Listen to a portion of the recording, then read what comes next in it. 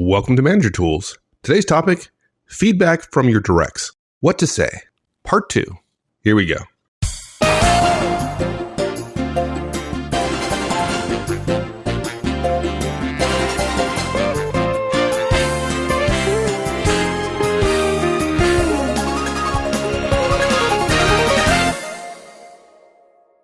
Okay, so in this public forum, you allowed them to give feedback in inappropriate place, and you covered the reasons why we might do that. But we're also their manager, right? We also have a responsibility in terms of giving them feedback about their performance. In this case, it's clearly inappropriate for them to give feedback to you. So do we say yes, listen to it, say thank you, and then tell them, hey, okay, that's good, thanks, but don't do it again in the future? Or how do we address that? How do we fulfill our obligation to give them feedback about this particular bit of performance? Yeah. After the moment passes, after you've said yes and say, I'll consider it, thanks a lot. Don't get me wrong, folks. I'm not saying, yeah, thanks a lot, right? I'm not being sarcastic there, but we have to be careful, okay? Your professional response, your polite response, your yes could be misconstrued as a justification for more, right? It happens, folks. So we need to tell them that what they did wasn't the right course of action. Now, look, we're going to assume here, folks, that you're doing one-on-ones since you're giving feedback, and you wouldn't give feedback without particularly negative feedback, but even positive feedback, right? You wouldn't have done that without doing one-on-ones for 3 or 4 months to build the relationship. And now, if you're not doing one-on-ones and you want to know how to implement feedback, what we would say is, don't do that. Thus, 90% of the managers, 90% of the time. But in your next one-on-one, we have 2 recommendations. You got 2 options. The first one is give some negative feedback. Now, if you've just announced the feedback model and said you're going to start with positive, that doesn't mean your directs haven't given negative. But if you're not giving negative feedback yet, you can't give negative feedback, or we don't recommend it. And so there's point 2, which is ask or tell them to stop and explain why. But if in fact you've already rolled out the negative, giving negative feedback in the Manager Tools feedback model, then you could say, it's really super easy. You would say, hey, can I give some feedback? When you gave me negative feedback the other day, it really wasn't appropriate. It's a manager tool, just like reviews and approving time off. Can you change that for me? Simple. Or what if they did it wrong, right? They just totally botched it up. The model. Yeah. Hey, can I give you some feedback? This sucks.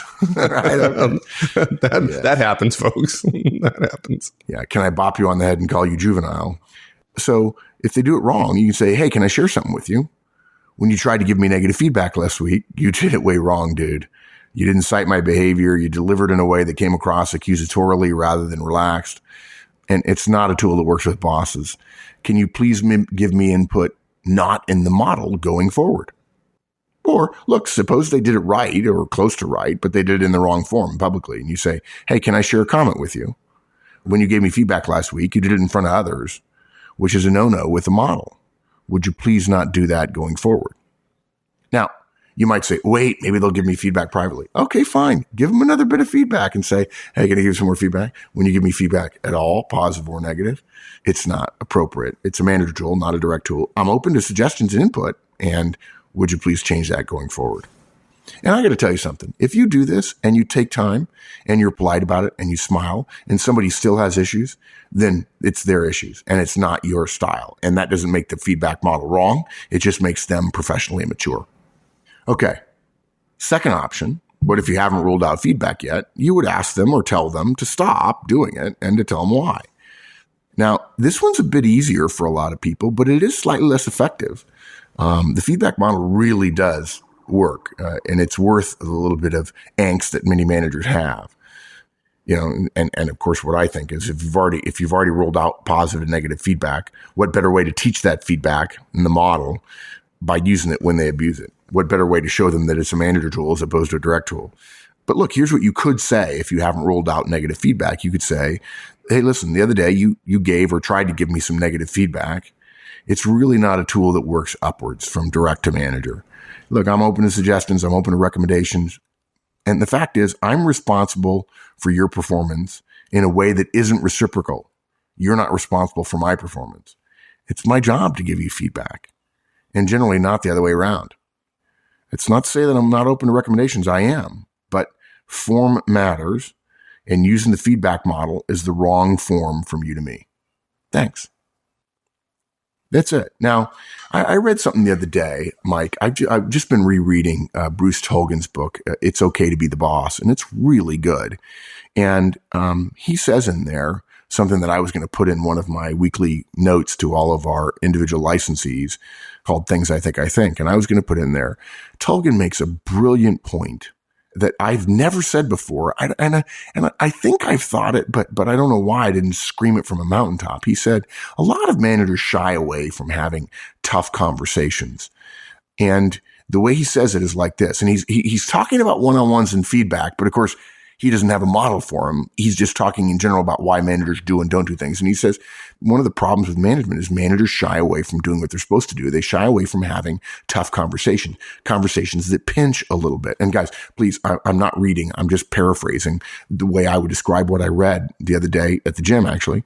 And he says, the reason why some of those tough conversations are even tougher to the point where we walk away from them is because we haven't practiced conversation with our directs on a regular basis. We haven't spent time conversing with them, he doesn't say developing a relationship, but I do, developing a relationship so that we can consider taking the time to give a little bit of a pinch. And I thought, what better recommendation for one-on-ones and the feedback model and being willing to give feedback more regularly without ever mentioning the tools than that right there. And I think that there are people who are listening who are saying, gosh, that sounds like a little bit of a pinch. Yes, it's a little bit of a pinch.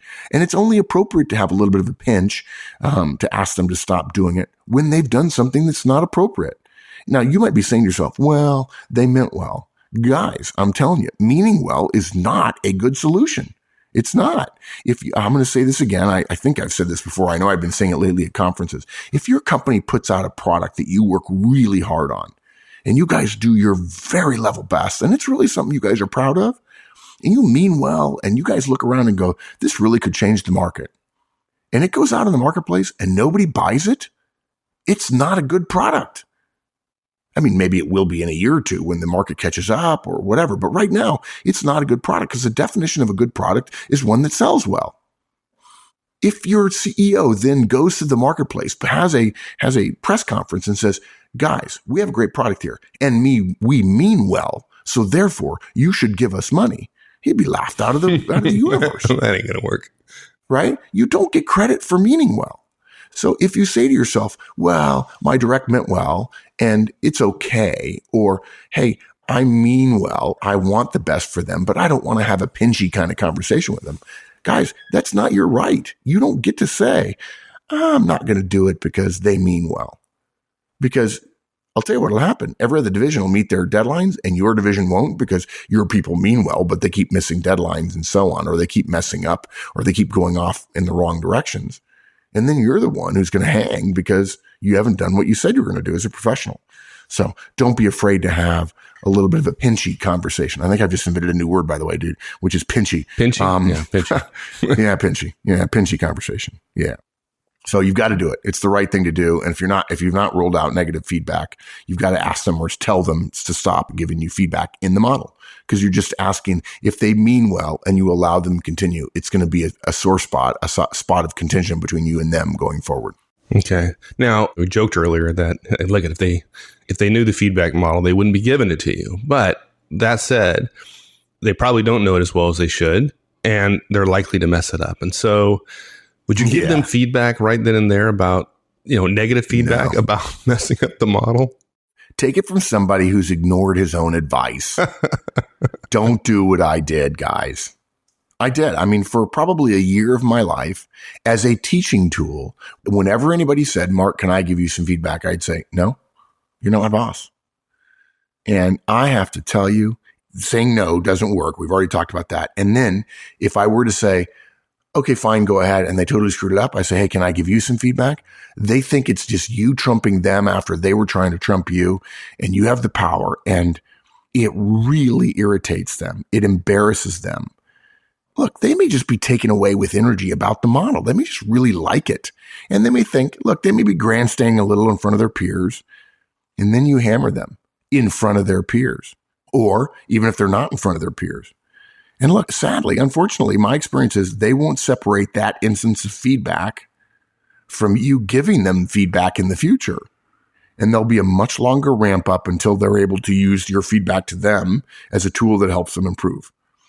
They see you giving them negative feedback, even though it's completely appropriate, as revenge.